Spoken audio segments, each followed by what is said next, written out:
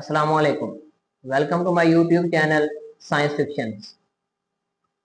5 जनवरी 1900 वो रात जब एक साइंसदान ने ये सोचा कि उसने जमीन का सबसे बड़ा राज तलाश कर लिया है। रात के 2 बज रहे हैं। Baltimore America. कमरे में मुकम्मल खामोशी है। एक मोटर टेबल पर पड़ी हुई है और एक शख्स मेज के ऊपर सर झुकाकर बैठा है। साथ ही एक सुई पड़ी हुई है।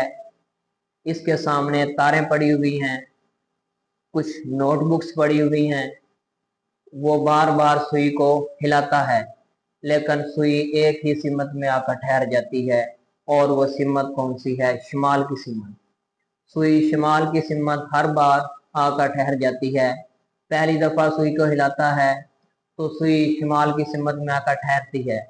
दूसरी दफा फिर सुई को हिलाता है, फिर सुई शिमाल की तरफ आकर ठहर जाती है। तीसरी दफा जब वो सुई को हिलाता है तो सुई शिमाल की तरफ आकर ठहर जाती है। तो उसके चेहरे पर हल्की सी मुस्कान आती है, हल्की सी मुस्कुराहट आती है। शायद शायद वो जिसके लिए कोशिश कर रहा था, वो राज जिसके लिए वो इतनी कोशिश कर रहा था, वो उसे मिल गया। वो ये जानने की कोशिश कर रहा था कि जमीन एक जो है कल मकनातीस किस तरह से है। बहुत बड़ा मकनातीस, जिसे हम दो हेकल मकनातीस भी कहते हैं, उस किस्म का ये मकनातीस क्यों रखती है, हर चीज को अपनी तरफ ही अट्रैक्ट क्यों करती है। उस साइंसदान का नाम हेनरी रॉलैंड था। 5 जनवरी 1900 की सुबह वो ये ऐलान करने वाला था कि रात उसने सबसे बड़ा राज तलाश कर लिया है। 5 जनवरी 1900 की सुबह जब नमोदार हुई तो अखबारात शाया हुई। न्यूयॉर्क टाइम्स के मुताबिक अखबार की हेडलाइन ये, मैग्नेटिज्म ऑफ द अर्थ। अखबार के मुताबिक डॉक्टर रॉलैंड का ख्याल था कि जमीन अपनी ही गर्दिशी असर की वजह से एक बहुत बड़ा द्योहेकल मकनातीस मैदान रखती है। सोचने में ये नजरिया काफी मकबूल लगता था कि जमीन घूम रही है, हर वक्त घूम रही है, बहुत तेजी से घूम रही है। इतना तेजी के साथ घूम रही है कि खत्ते इस्तिवा पर 1670 किलोमीटर फी घंटा की स्पीड से ये गर्दिश कर रही है। उस वक्त के एतबार से देखा जाए, मतलब कि 1900 के वक्त के लिहाज से देखा जाए तो ये सवाल बिल्कुल ही माकूल था, ये मुतालबा बिल्कुल ही माकूल था कि जमीन क्यों गर्दिश कर रही है, क्योंकि किसी को पता ही नहीं था। क्योंकि जमीन के अंदर हम झांक नहीं सकते थे।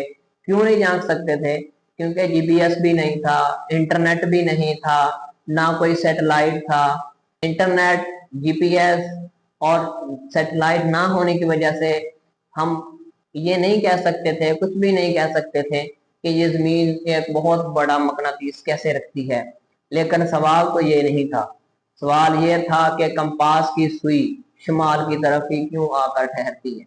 बहुत बड़े बड़े फासले, लाखों किलोमीटर, करोड़ों किलोमीटर, बहुत बड़े बड़े फासले, लाखों किलोमीटर, करोड़ों किलोमीटर, हजारों किलोमीटर लें, लेकिन कंपास की सुई फिर भी आपको शिमाल की तरफ ही ठहरती नजर आएगी।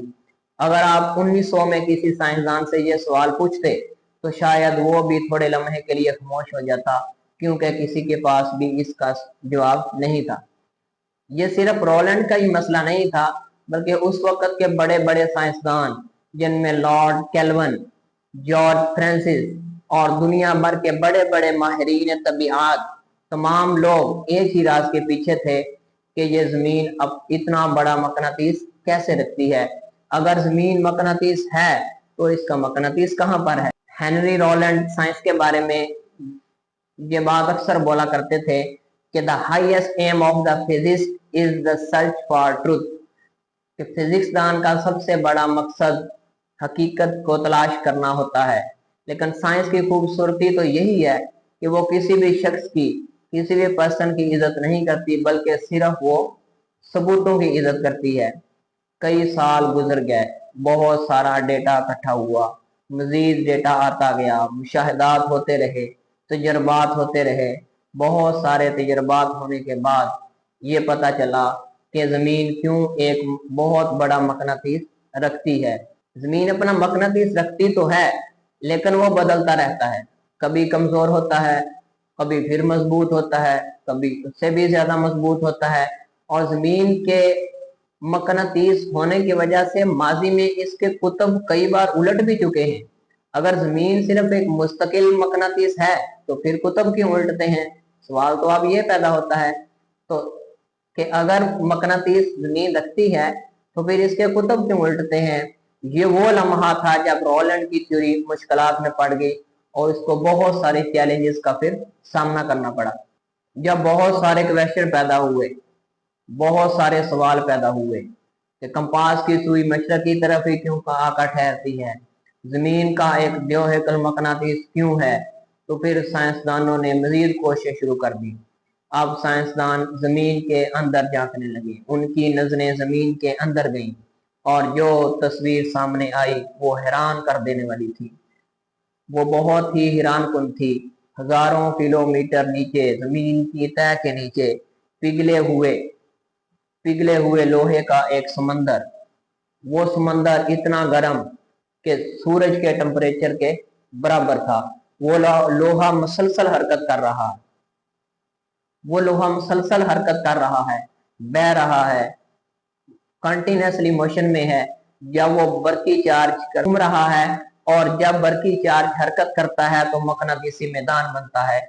यही असर राज था, जमीन के अंदर एक द्योहेकल मकनातीसी जनरेटर काम कर रहा है। लेकिन यहाँ एक सवाल पैदा होता है कि अगर कल सुबह जमीन का मकनातीसी मैदान खत्म हो जाए तो क्या होगा? क्या कंपास रुक जाएगी? हाँ, लेकिन सिर्फ यही नहीं, सूरज से आने वाले 4 ज़र्रात बराह रास्त हमारी फिजा को इफेक्ट करेंगे। इससे सिर्फ हमारी फिजा, हमारा एटमॉस्फेयर ही मुतासर नहीं होगा, बल्कि सैटेलाइट्स मुतासर होंगे। बिजली का निजाम दरम बरम हो जाएगा। यानी एक गैर मरी ढाल भी इस वक्त भी हमारी हिफाजत कर रही है। 5 जनवरी 1900 रॉलैंड ने सोचा कि उसके पास जवाब मौजूद है, लेकिन नतीजा क्या निकला? जवाब गलत था, लेकिन सवाल दुरुस्त था। जनवरी 1900 को हेनरी रॉलैंड ने सोचा कि वो जमीन के सबसे बड़े राज तक पहुंच चुका है, लेकिन वो गलत था। लेकिन अगर वो गलत ना होता तो आज ये सच्चाई कैसे सच साबित होती? क्योंकि कभी कभी गलत नजरियात भी इंसान को सच्चाई की करीब ले जाते हैं। आज हम जानते हैं कि जमीन के अंदर एक लोहे का समंदर, नीचे बहुत ज्यादा टेम्परेचर वाला लोहा मुसलसल हरकत कर रहा है।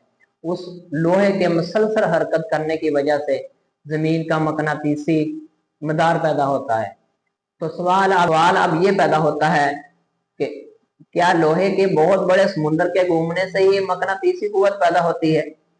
आखिर एक बरकी रूह एक मकनातीसी मैदान कैसे पैदा कर सकती है? एक छोटी सी सुई, एक गलत नजरिया और एक ऐसा राज जिसे समझने में इंसानों को सदियां लग गईं। लेकिन कहानी अभी खत्म नहीं हुई, क्योंकि आज हम जानते हैं कि जमीन मकनातीसी मैदान बनाती है, मगर अगला सवाल इससे भी खतरनाक है कि अगर ये मकनातीसी मैदान कल सुबह अचानक खत्म हो जाए तो क्या होगा? इसका जवाब शायद इससे भी ज्यादा खतरनाक है। इससे अगली वीडियो में हम इसी फेनोमिना को बोर्ड प्रेजेंटेशन की सूरत में देखेंगे और उसको प्रैक्टिकली और मैथमेटिकली प्रूव करेंगे और न्यूमेरिकली भी देखेंगे कि किस तरह से जमीन एक मकनातीसी कुव्वत बनाती है।